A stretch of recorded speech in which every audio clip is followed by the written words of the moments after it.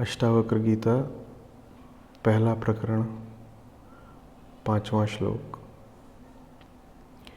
न त्वं विप्रादिको वर्णो नाश्रमी नाक्षगोचरः असंगो वसि निराकारो विश्वसाक्षी सुखी भव।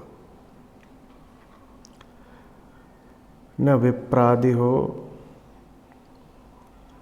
माने न किसी ब्राह्मण इत्यादि वर्ग के हो, वर्ण व्यवस्था से जन्मगत किसी भेद से तुम्हारा कोई लेना देना नहीं। न तुम विप्रादिको वर्णो, न किसी आश्रम से तुम्हारा कोई संबंध है। तो जो वर्णाश्रम व्यवस्था है उससे पूरा ही मुक्त कर दिया अष्टावक्र ने आपको।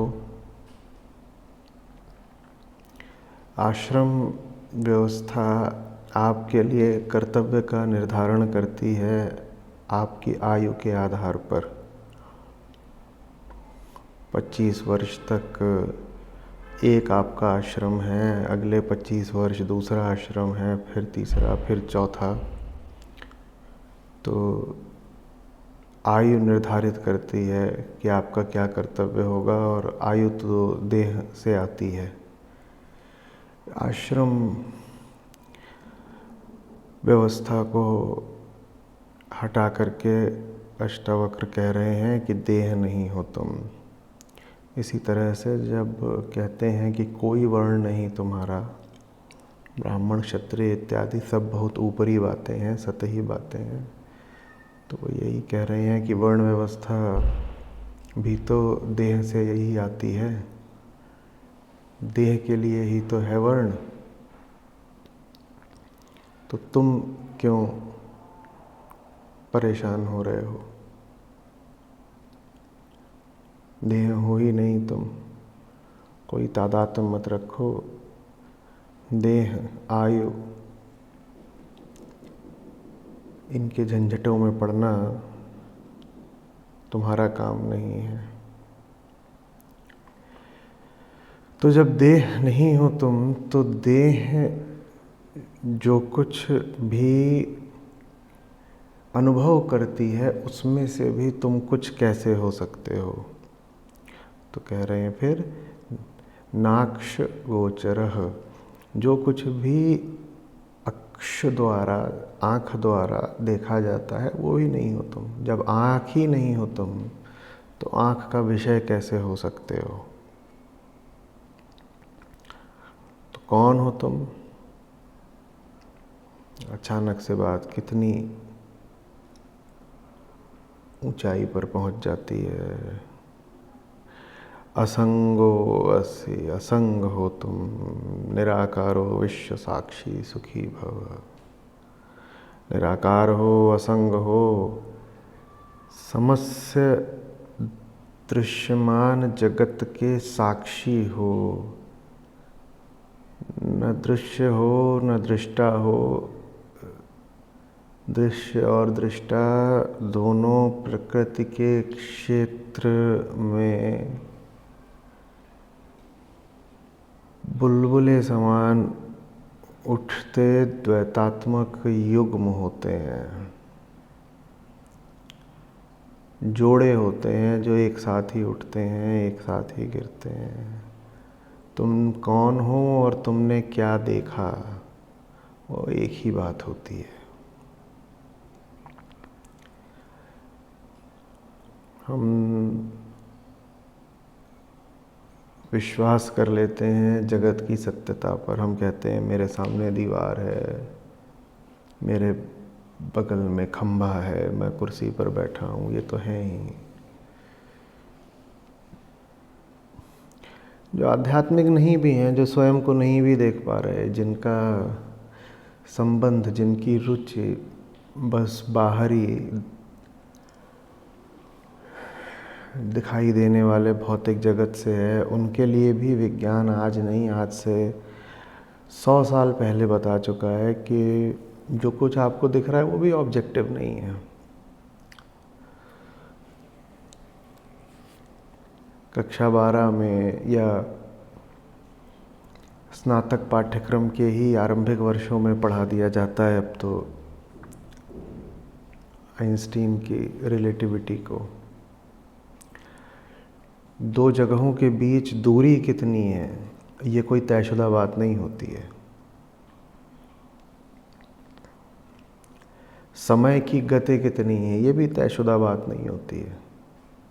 आप कहेंगे साहब दो जगहों के बीच में दूरी कितनी है वो तो बात एक निश्चित चीज़ है ना। नहीं, वो भी निश्चित नहीं है। वो निर्भर करता है कि उस दूरी को देखने वाला कौन है। अगर आप एक गति से चल रहे हैं तो जगहें वहाँ नहीं रहती जहाँ वो होती थीं। ऐसा आपके रोज़ के अनुभव में नहीं आता, क्योंकि हम जिन गतियों से चलते हैं वो गतियाँ ही बहुत छोटी होती हैं। लेकिन जब आप बहुत ऊंची गति से चलने लगते हैं, जब आपकी गति मान लीजिए कम से कम इतनी हो जाए कि प्रकाश की गति का 1% हो जाए, तो आपको पता चलेगा कि टाइम और स्पेस, दूरियां, आकाश और समय ये भी बदल रहे हैं। और जो इनके बदलने का फैक्टर होता है, एक तरह का वेरिएबल कोएफिशिएंट, वो होता है √1 - v²/c²। c माने प्रकाश की गति। तो शून्य गति पर आपको किन्हीं दो बिंदुओं में जितनी दूरी समझ में आ रही है, और आप यदि किसी गति से चलने लगें तो उनके बीच की जो दूरी होगी, जो अब आपको पता चलेगी, उसमें इतने का अंतर आ जाता है, √1 - v²/c²। तो कहाँ है फिर कोई वस्तुगत विश्व, कहाँ है ऑब्जेक्टिव यूनिवर्स? बताइए ना। यही बात तो वेदांत पूछता है आपसे। आपकी गति के अनुसार, माने ऑब्जर्वर के अनुसार, जो ऑब्जर्व्ड फिनोमेना है वो बदल जाता है। पूरी फिजिक्स अब वहाँ आकर खड़ी हो गई है जहाँ आगे बढ़ने के लिए उसे ऑब्जर्वर पर प्रयोग करने पड़ रहे हैं।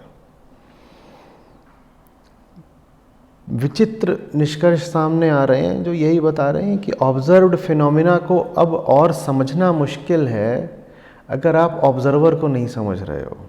ऑब्जर्वर माने दृष्टा, विषयता। ऑब्जर्व्ड फिनोमेना माने जो भी दृश्यमान, दृष्टव्य, सामने आपके दिखाई देने वाले, अनुभव होने वाले सब कामकाज चल रहे हैं, वो सब फिनोमेना कहलाते हैं। तो बाहर क्या चल रहा है ये नहीं समझ पा रही अब फिजिक्स भी। वैज्ञानिक वहाँ खड़े हो गए हैं, कह रहे हैं बाहर जो चल रहा है वो समझने के लिए जो देख रहा है उसको समझो। वही बात यहाँ पर अष्टावक्र कह रहे हैं। किसी उन्होंने बाहरी प्रयोगशाला में प्रयोग नहीं करे हैं, उनकी प्रयोगशाला आंतरिक है। और कह रहे हैं कि इस पूरी दुनिया में आंखें जो भी कुछ देख सकती हैं उसको सत्य मत मान लेना। न वो सत्य है, न उससे तुम्हारा कोई संबंध है, नाक्ष गोचर। असंगो असि निराकारो विश्व साक्षी सुखी भव। असंग हो, संग करने के लिए सामने कोई वस्तु, कोई चीज़ होनी चाहिए। तुम्हें भी एक छोटा सा टुकड़ा होना चाहिए, टुकड़े से टुकड़ा मिल जाता है, तुम कहते हो संगति हो गई। न तुम टुकड़ा हो, न सामने जो टुकड़े दिखाई दे रहे हैं वो सत्य है। तो पहली बात, तुम किसी से जुड़ कैसे लोगे? तुम कोई खंड, कोई अंश, कोई अपूर्णता हो ही नहीं।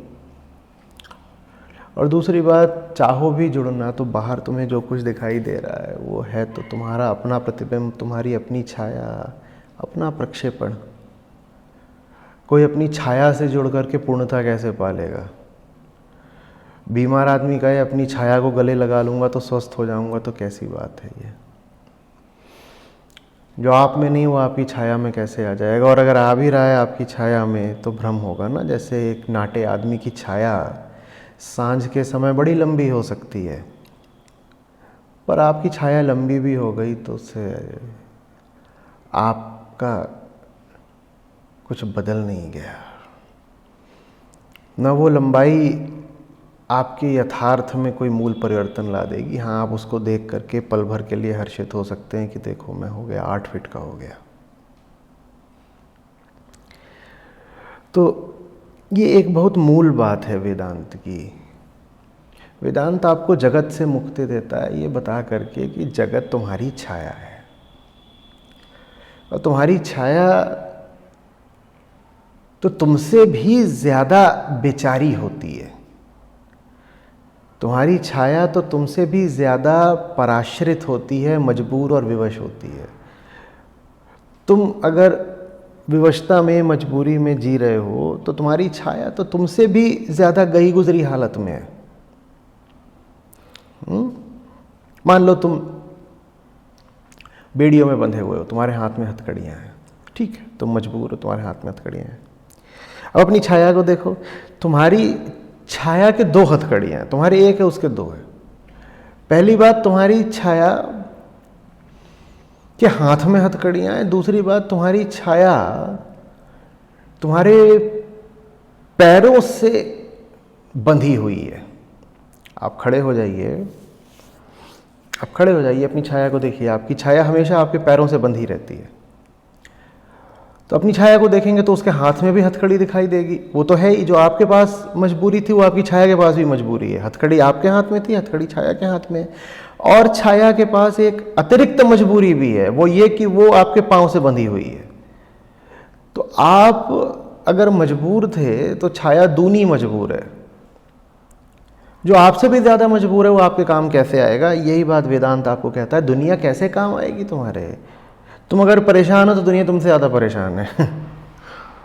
तुम अगर बंधन में हो, दुनिया तुमसे दूने बंधन में है। दुनिया तुम्हारे कैसे काम आ जाएगी? और तुम्हारा बंधन ही यही है कि तुम सोचते हो कि दुनिया तुम्हारे काम आ जाएगी। समझिएगा बात को। बंधन यही है कि दुनिया तुम्हारे काम आ जाएगी और दुनिया तुम्हारे काम आ नहीं सकती। तो मुक्ति का आशय यही है, इस आशा से मुक्त हो जाना कि तुम एक बहुत बड़ी दुनिया में एक अपूर्ण व्यक्ति हो, जीव हो, और उस जीव को पूर्णतः दुनिया में कुछ हासिल करके, पाके, भोग के मिल जानी है।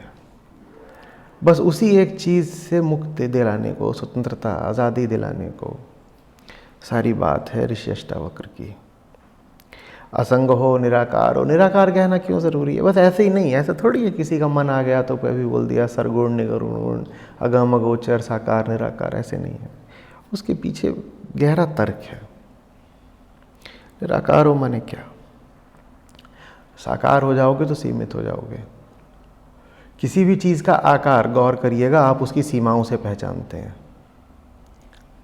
ध्यान दीजिए, किसी भी चीज़ का आकार उसकी सीमा से ही पहचाना जाता है। असीम जो हो गया उसका आप आकार बता ही नहीं पाओगे। आकाश का आकार बताइए, आकाश का आकार बताइए। आकाश का कोई आकार नहीं। आकाश में उड़ते पक्षी का आकार है, क्योंकि पक्षी की आपने सीमा देख ली। सीमा देख लेते हैं।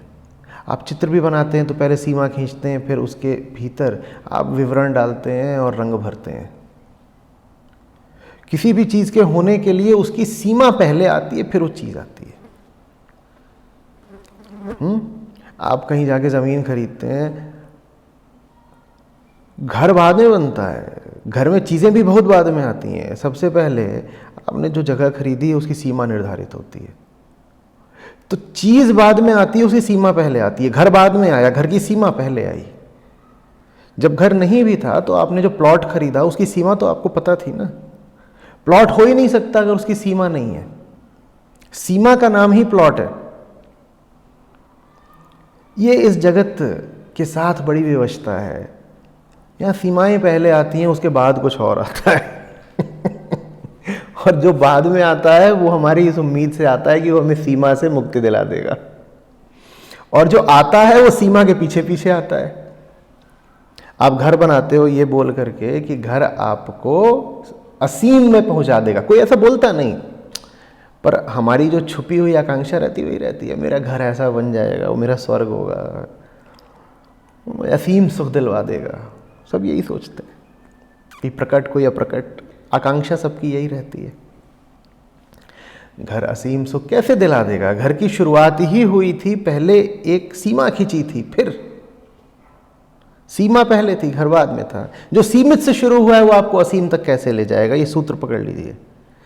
जो चीज़ सीमा से शुरू हो रही है वो आपको असीम तक नहीं ले जा सकती। वेदांत यही बोलता है, छोड़ो ना, तुम शुरुआत ही गलत बिंदु से कर रहे हो, तुम जो बने बैठे हो वो चीज़ ही गलत है, वहाँ से कुछ भी करोगे और तो लाभ नहीं होगा। करता ही गलत हो तो कर्म कैसे ठीक हो सकता है? तुम असंग हो, निराकार हो, विश्व साक्षी हो, तुम सुखी और निश्चिंत हो जाओ, सुखी भव। किस सुख की बात हो रही है यहाँ? असीम सुख की बात हो रही है यहाँ पर, ऐसे सुख की बात हो रही है जिसका दिल दहला हुआ नहीं है, जो लगातार असुरक्षित भयभीत नहीं है, जो ज़रा से खटके पर चौंक नहीं जाता, जिसको यही वेदना नहीं सता रही है भीतर कि समाप्ति बस आने वाली है। ये अनंत सुख की बात हो रही है, निश्चिंत सुख की बात हो रही है। ये बड़ा सुंदर शब्द आ गया पकड़ में, निश्चिंत सुख। निश्चिंत सुख, हमारे सब सुख चिंता के साथ होते हैं, चिंता पर आधारित होते हैं। सुख होता है तो बड़ी चिंता लगी रहती है, सुख कहीं छिन न जाए। सुख ही अपने आप में चिंता बन जाता है, और जितना ऊंचा सुख उतनी ज़्यादा चिंता। कैसे इसको बांध लूँ, पकड़ लूँ, कैसे इसको आगे के लिए रोक लूँ, कैसे निश्चित कर लूँ कि कभी छिनेगा नहीं। अष्टावक्र निश्चिंत सुख की बात कर रहे हैं, चिंतित सुख की बात नहीं कर रहे, असुरक्षित सुख की बात नहीं कर रहे, अल्प सुख की बात नहीं कर रहे। अष्टावक्र अनंत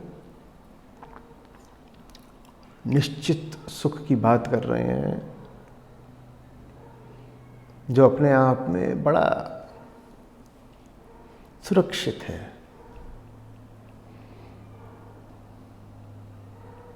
बड़ा विश्वास रखे हुए है, इतना गहरा विश्वास कि उसको अब चिंतन की भी आवश्यकता नहीं है। विश्वास का मुद्दा ही जैसे सुलझ गया है। जिसे विश्वास करें या ना करें, चिंतित रहें, संशय करें ना करें, ये प्रश्न ही हट गया है। सुख मात्र बचा है, सुख के भविष्य की परवाह नहीं, सुख को सुरक्षा देने की चिंता नहीं, कर्तव्य नहीं। तो अष्टावक्र कहें सुख और समाज कहे सुख, इन दो बातों में बड़ा अंतर होता है। और ये जो अंतर है यही बहुत हद तक सब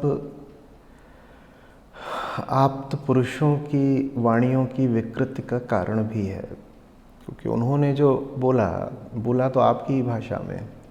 अष्टावक्र गीता संस्कृत में है, सरल संस्कृत में है। तो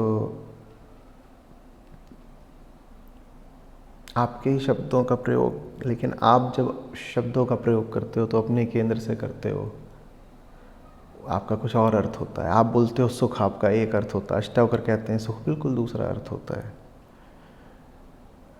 तो इसीलिए जब आप अष्टावक्र के पास जाएं, आप कृष्ण के पास जाएं,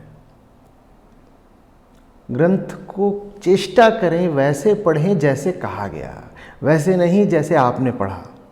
ये दो अलग अलग बातें ना। कही गई चीज़ एक होती है, पढ़ी गई चीज़ दूसरी होती है। मैंने कहा क्या, आपने सुना क्या, ये दो बातें बहुत अलग अलग हैं। आप कोशिश करिए, हो नहीं पाएगा पूरी तरह से, पर प्रयास करें ऐसे सुनने का जैसे कहा गया।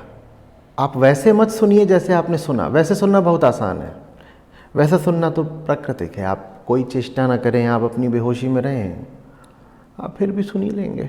जैसे सपने में हमें आवाज़ें सुनाई देती हैं, क्या चेष्टा कर रहे हो आप, फिर भी सुनाई देगा। बेहोशी की आवाज़ें। और एक है एक सचेत प्रयास करना,